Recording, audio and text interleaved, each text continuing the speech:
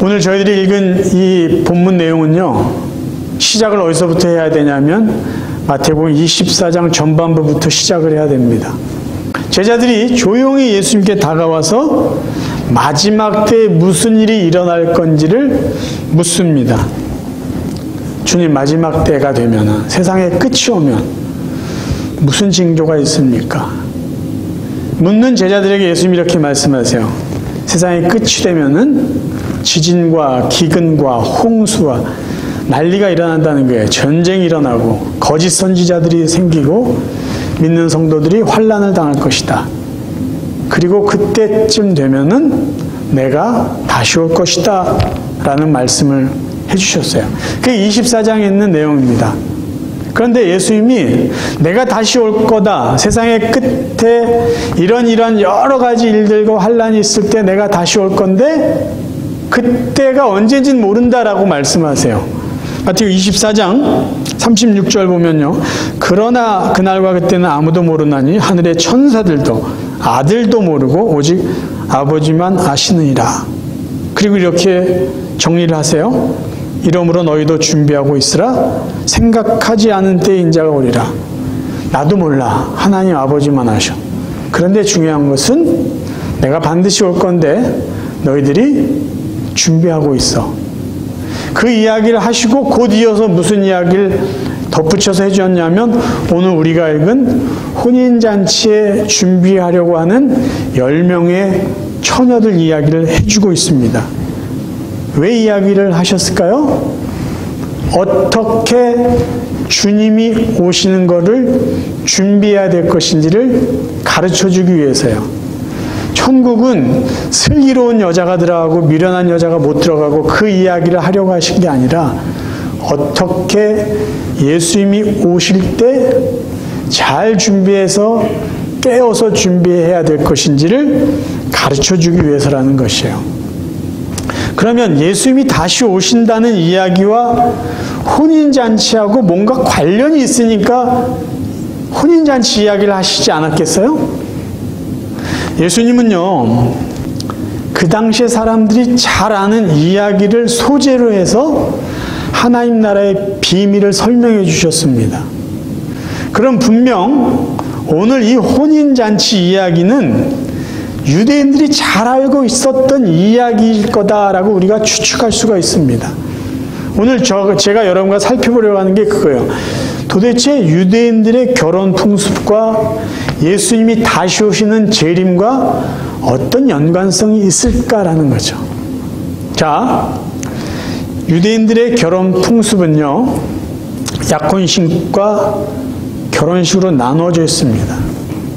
유대인들의 약혼식은 예수님의 처음 오심, 초림과 비유해서 우리가 이해할 수 있고요.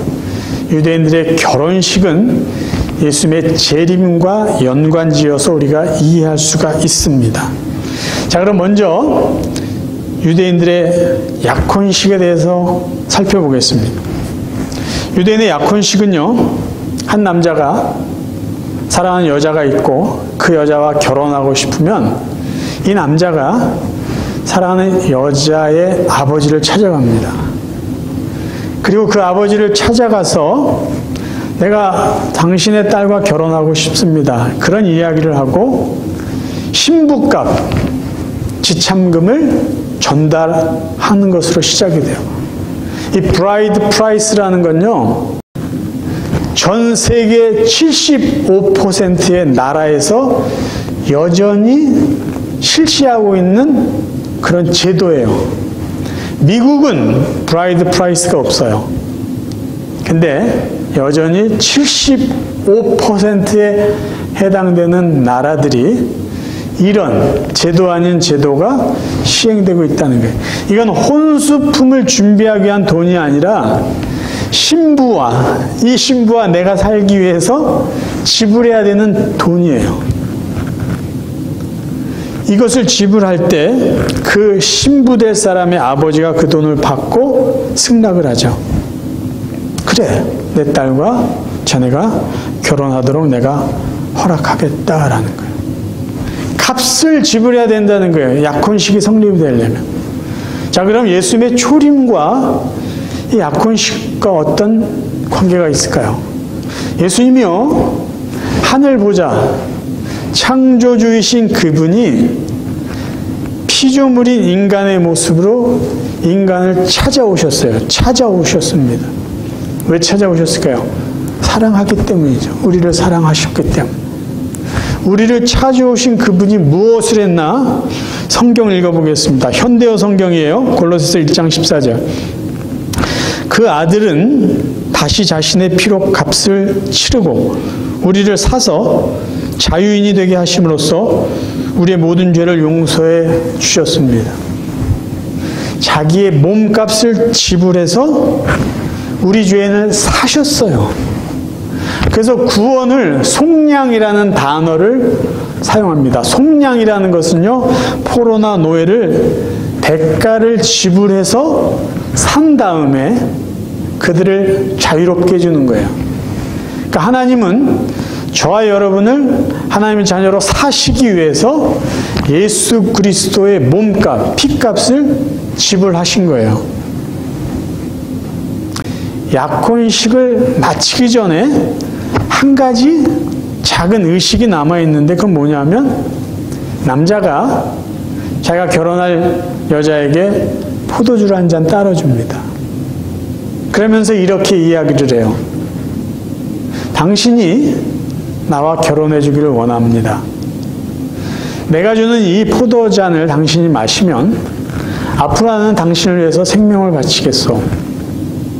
그리고 당신이 나의 이 포도잔을 받는다면 당신 나의 아내가 되는 걸로 내가 받아들이겠소. 그리고 포도가 담긴 잔을 그 여자에게 전달해 줄 때 그 여자가 그걸 받습니다. 이때 약혼식이 성립이 되는 거예요. 나는 당신의 남편이 될 것이고 그 여자는 나는 당신의 아내가 되겠습니다라는 것을 포도잔을 한 잔 나누면서 약속을 하는 거죠. 자, 그럼 예수님과 제자들과 나누었던 그 장면을 한번 또 우리가 비교해 볼게요. 누가복음 22장 20절. 저녁 먹은 후에 잔도 그와 같이 하여 이르시되 이 잔은 내 피로 세운 새 언약이니. 제자들과 마지막 만찬을 하실 때 우리가 알듯이 성찬식을 하셨던 장면이에요. 그때 예수님이 제자들에게 잔을 나눠주시면서 이 잔은 내 피로 세우는 새 언약이라는 단어를 씁니다. 우리가 이것을 결혼, 이 약혼식의 개념으로 이해한다면 이제 너희들이 내 잔을 받을 때 너희는 나의 영적인 신부가 되고 나는 너의 영적인 남편이 된다라고 우리가 이해할 수 있을 것입니다. 언약의 피, 새로운 언약을 예수님이 확인하신 것이죠. 자, 그럼 이제 약혼식이 끝났어요. 약혼식을 하고 결혼식을 하기 전까지 신랑은 무엇을 해야 될까요? 어떤 일이 진행이 되어야 될까요? 이 예비 신랑은 신부의 집을 이제 떠나기 전에 신부에게 아주 중요한 약속을 하나 합니다. 내가 다시 올게라는 약속. 내가 당신을 데리러 다시 올게. 근데 이 약속에 뭐가 포함이 되냐면요. 내가 당신과 같이 살 집을 만들고 다시 올게라는 약속을 합니다. 근데 왜 집에 대한 약속을 할까요? 유대인들의 결혼은요, 남자가 해야 될 일이 뭐냐면요, 두 부부가 살 집을 만드는 게 신랑이 해야 될 가장 중요한 책임이에요.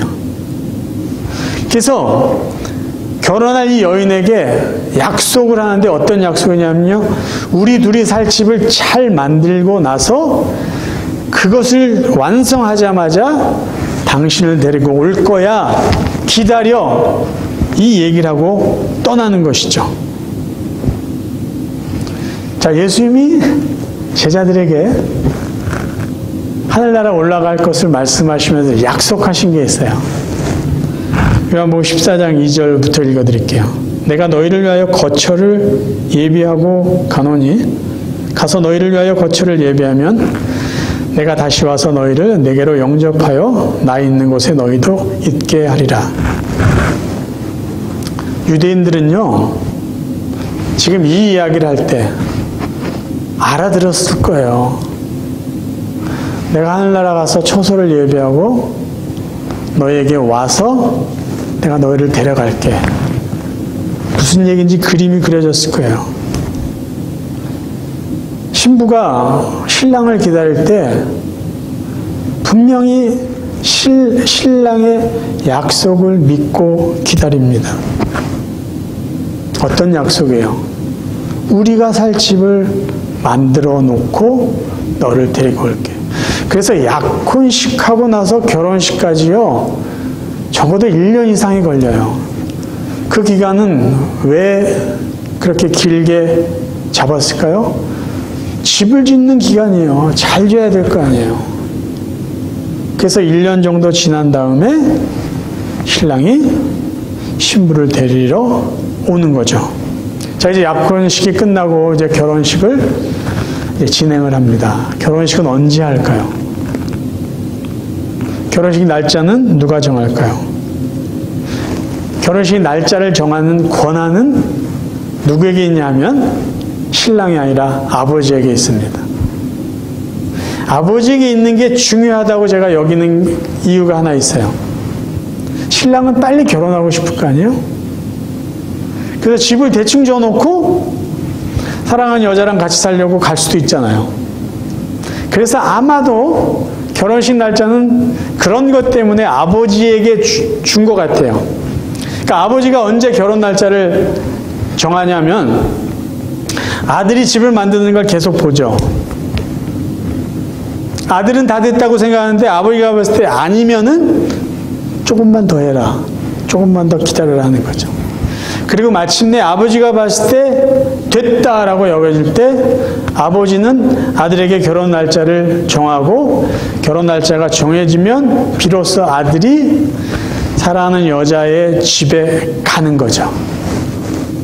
그러면 신부 입장에서 봤을 때 우리는 언제 결혼해 이걸 묻지 않습니다. 물을 수가 없어요. 왜냐하면 자기랑 결혼할 남자도 몰라요. 아버지만 알아요. 그렇죠? 신랑의 아버지만 아니까 그런 거 묻는 게 의미가 없어요. 그 대신 신부가 해야 될 일이 있어요. 언제냐 그거를 알려고 하는 게 중요한 게 아니라 반드시 신랑이 올 거를 믿고 신랑이 오면은 바로 떠날 준비를 하는 것. 그게 신부가 해야 될 일이에요. 그렇죠? 왜 늦게 왔어? 언제 와? 이게 중요한 게 아니라 신랑이 오면 지체하지 않고 떠날 준비를 하는 것. 그게 신부가 해야 될 일이라는 거죠. 오늘 우리가 조금 전에 읽은 본문에도 예수님이 제자들이 이렇게 말씀하셨어요. 그러나 그날과 그때는 아무도 모르나니 하늘의 천사들도 아들도 모르고 오직 아버지만 아시느니라. 예수님을 이 땅에 다시 보내시는 것은 누구의 권한이냐면 하나님 아버지의 권한이야. 그러니까 예수님 자신도 몰라요. 아버지가 보내면 예수님이 오시는 거예요. 자, 이제 보통 신랑이 아버지의 어떤 승낙을 받고 결혼할 여자 집에 올 때 주로 밤인 경우가 많대요. 그러면 어쨌든 그게 밤이 되든 낮이 되든 신랑과 신랑 친구는 오기 전에 나팔을 불고 소란을 피웁니다. 속파를 하는 나팔을 불어대요. 몇 가지 이유가 있어요. 너무 좋아서일 수도 있고 신부에게 준비하라고 알리는 거죠. 그렇죠? 신부에게. 이게 저녁이면은 신부가 이제 자야 되나 보다 그럴 수 있잖아요. 그러니까 친구들과 이 신랑들이 막 소리를 지르고 나팔 부르고 시끌벅적하게 와요. 신부는 드디어 오는구나 준비를 하는 거죠.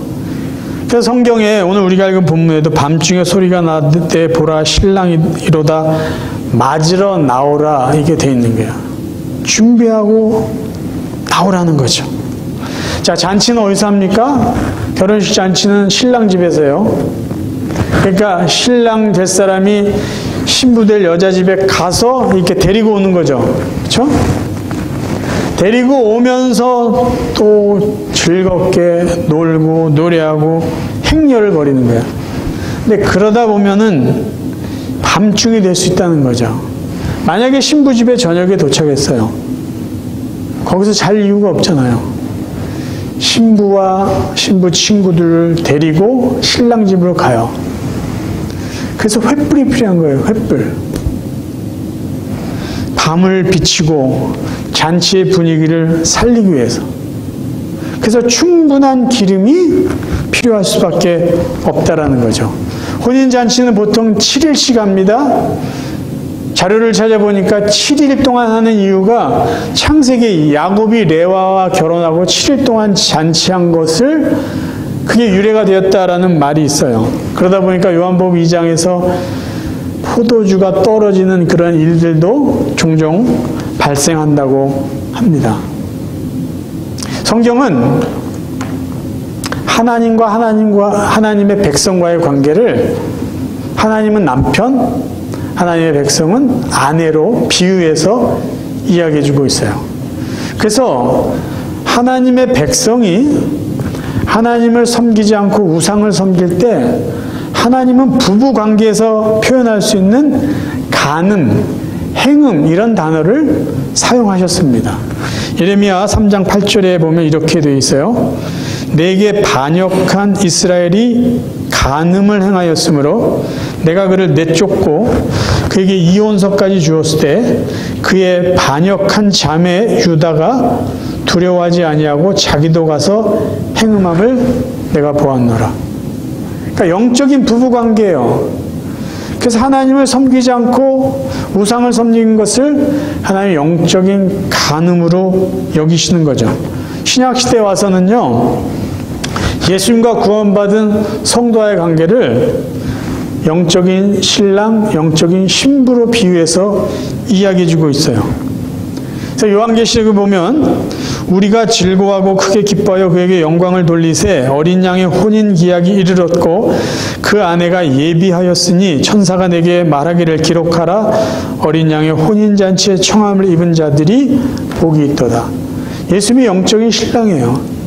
구원받은 하나님의 백성은 예수님의 영적인 신부이고 또 혼인잔치에 참여한 손님으로 비유해서 이야기해주고 있습니다.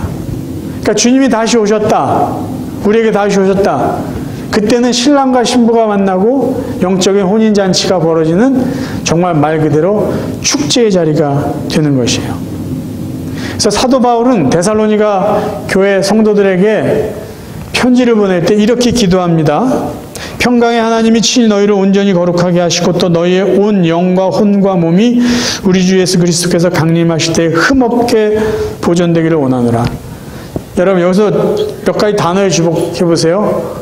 영과 혼과 몸이라는 표현을 써요. 신학적인 여러 가지 의미가 있지만 이 구절을요, 신랑과 신부가 결혼하는 그 관점으로 본다면요, 왜 몸이 흠없게 보존되기를 원하는지를 우리 이해할 수 있습니다. 흠없게, 정결하게, 순결하게 그 모습으로 주님을 만나자라는 것이죠. 이제 말씀을 정리하겠습니다. 그럼 이 5명의 처녀들은 왜 기름을 준비하지 않았을까요?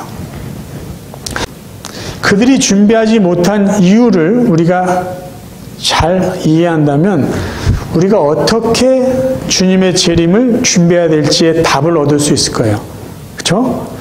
자, 5명의 처녀가 기름을 제대로 준비하지 못한 이유는요, 이들은 잔치에 참여하려는 간절한 마음이 없었다는 것입니다. 진심이 없어요. 진심이. 이 내용을 보면은 그들이 기름을 준비하지 못한 이유를 신랑이 갑자기 온 것으로 이야기를 해요. 갑자기 신랑이 와서 우리가 준비할 시간이 없었다. 그럼 나머지 사람들은 어떻게 그걸 준비했을까요? 신랑이 언제 올지는요, 아무도 몰랐어요.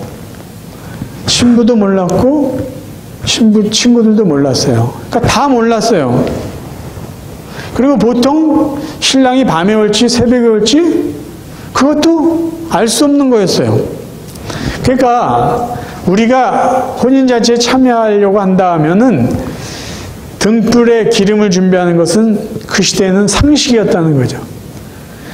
그러니까 이 사람들은 상식의 선에서도 그것을 준비할 만한 정성이 없었다는 것이 성의가 없는 거죠. 정말 혼인잔치에 참여하고 싶었는지 안 하고 싶었는지 마음이 분명하지 않았다는 것이요. 제가 이 본문을 읽으면서 혹시 기름값이 비싸서 이 사람들이 가난해서 준비하지 못했을까? 그런 궁금증이 있어서 찾아봤어요. 자료를 찾아보니까 그 시대는요, 기름값이 쌌대요. 그러니까 고급 기름을 쓰지 않기 때문에 등불 기름은 쌌고요. 어디서나 쉽게 구할 수 있었다는 것이에요. 그리고 또 하나, 그 시대에 등불에 불을 붙이는 게 불편했답니다. 그러니까 금방 켰다 끄고 다시 켜고 이게 불편해서 가능한 등불을 끄지 않고 계속 놔뒀대요. 그러니까 그만큼 기름값도 쌌고 기름 붙이기도 불편하니까 늘상 그냥 등불을 켜놨대요. 그러니까 이 여인들은 게으른 거예요. 그러니까 그것을 지금 지적하고 있는 것이죠. 슬기로운 5명의 처녀들은 그릇에 기름을 담아 따로 보관했던 것을 보면 오히려 그게 더 상식이었다라는 것입니다. 두 번째, 이 5명의 처녀들이 등불을 준비하지 못한 것은요, 설마 했다는 거예요. 설마 하면서 그냥 시간을 보내는 거예요. 노아의 홍수 시대를 한번 생각해 볼게요. 노아는 그 시대 사람들에게 120년이나 그 긴 시간 동안 하나님이 비를 내리실 거고 이 땅에 물난리가 나고 너희들이 죽을 것이다. 회개해라. 그렇게 이야기를 하면서 배를 만들었어요. 그리고 비가 내리고 조금씩 그런 징후가 있을 때 빨리 방주에 들어가라 했죠. 말을 안 들어요, 사람들이.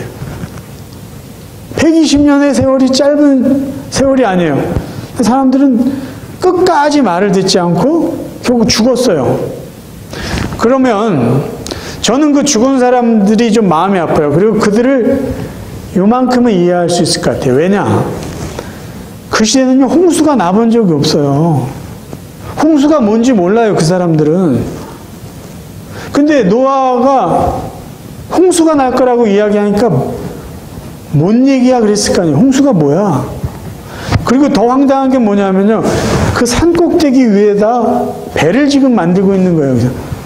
그러니까 노아가 정신 나간 사람이죠. 아니, 홍수가 뭔지도 모르는 사람, 경험하지도 못한 그 사람들에게 홍수가 날 거야. 그리고 그 산꼭대기에다 큰 배를 지어요. 그러니까 그 사람들은 조금 이해할 수 있어요. 그러면 오늘날 이 시대를 살고 있는 사람들은 노아 시대의 사람들이랑 분명한 차이가 있어요. 요즘은요, 마태복음 24장에 예수님이 말씀하신 그 마지막 때의 그 징조가요, 너무나 피부로 느껴지는 시대예요. 요즘에 이상기온 때문에 난리가 나잖아요. 여기는 홍수가 나고 저기선 가뭄이 일어나고 저쪽에선 지진이 일어나고 전쟁 때문에 사람이 죽고 산불 나가지고 사람 죽고 거짓 선지자들, 이 과학 첨단 시대에 살아가는 이 시대에 사이비 종교 교주한테 속아가지고 참 이해가 안 되는 일들이 지금 벌어지고 있어요. 그리고 예수님이 말씀하신 마지막 때의 그런 징조들이 너무나 확연히 우리 현실에서 일어나고 있어요. 그런데 우리는 설마 하고 그냥 있어요. 노아 시대 때는 120년이라고 하지만 지금 저희들이 사는 시대는 2000년 동안, 2000년이 넘는 기간 동안 계속 그 이야기를 해도 아직까지 아무런 반응이 없는 사람들이 많다라는 것이에요. 본문을 보면 조금 어색한 그 대화가 한 부분 나옵니다. 8절부터 보면은요, 5명의 슬기로운 여자, 5명의 미련한 여자 이렇게 나와 있는데 그들이 부탁을 해요. 기름 좀 나눠줘라. 기름 좀 나눠줘라. 그랬더니 5명의 그 여인들이요, 우리와 너희가 쓰기에 부족할까 하노니 너희의 쓸 것을 가서 사라 그래요. 그래서 이 사람들이 기분이 안 좋았겠죠. 가서 사는 동안 호인잔치가 이렇게 문이 닫혀버려요. 그러면 이 부분을 볼 때, 예수 믿는 사람이 좀 너그러워야 되지 않냐. 조금 나눴으면 되지 뭘 그렇게 인색하게 그러냐라고 생각할 수 있어요. 여기서 우리에게 던져준 메시지는 뭘까요? 천국 잔치는요, 천국은 친구 믿음 따라 갈 수 있는 곳이 아니에요. 부모님 믿음 따라, 가족 믿음 따라 덩달아 갈 수 있는 곳이 아니라는 거죠. 배우자의 믿음이 좋으니까 나는 그냥 옆에 있으면 따라갈 수 있겠지. 그게 아니라는 거예요. 천국은 내 믿음으로 가는 거예요. 내 믿음. 그걸 지금 말씀해 주고 있는 거예요. 옆에 사람이 열심히 믿으니까 그 사람 믿음의 부스럭이라도 얻어가지고 가겠지. 천만의 말씀이라는 것이에요. 그리고 천국 문은요, 때가 지나면 닫혀버린다는 거예요. 다시 열리지 않는다는 거예요. 왜 그래요? 기회를 더 주시죠. 기회를 수천 년 동안 줬는데 뭘 더 주냐고요. 두 가지 질문을 드리고 오늘 말씀 마치겠습니다. 여러분요, 인생의 마지막 때가 왔을 때 돌아갈 고향이 있으십니까? 여러분 인생의 마지막이 오고 이 세상의 마지막이 왔을 때, 주님이 오시는 그때 주님과 함께 돌아갈 고향이 있으십니까? 분명히 대답할 수 있길 바라요. 또 하나 질문. 주님이 오셔서 여러분의 본향으로 가자고 할 때 정말 기쁜 마음으로 지체하지 않고 주님과 함께 고향을 향해 갈 준비가 되어 있습니까? 예수님은 분명히 오신다고 약속했어요. 중요한 것은 언제 오냐, 어느 때 오냐가 아니라 반드시 오신다는 것이죠. 아버지가 가라고 하실 때 주님은 다시 오실 거예요. 우리가 해야 될 건 뭘까요? 주님이 나팔 불고 우리에게 오실 때 떠날 준비를 하는 거예요. 지체함 없이, 부끄러움 없이 기쁜 마음으로 바로 떠나기만 하면 된다라는 것이에요. 여러분, 기독교인들은요, 미래가 현재를 이끌어가야 됩니다. 미래의 소망이 현재의 고난을 이겨 나가야 돼요. 미래의 천국의 소망이 기쁨과 영광을 우리가 믿기에 현재의 어려움과 슬픔들을 넉넉히 이겨나갈 수 있어야 된다는 거예요. 현재의 삶이 바빠서 오늘의 삶에 미련 두느라고 미래의 시간들을 소홀히 해서는 안 된다는 것이에요. 우리의 삶은 미래가 있기 때문에 현재의 의미가 있는 것이에요. 사랑하는 성도 여러분, 우리가 사는 이 세상은 너무 좋아요. 그래서 우리는 종종 천국의 소망을 늦출 때가 있어요. 오늘 이 시간 다시 한번 천국의 소망을 더 견고히 붙잡을 수 있기를 바라요. 그리고 주님 오실 때 정말 미련 없이 세상을 떠날 수 있는 진정한 천국 백성들 되시기를 주님의 이름으로 축원합니다.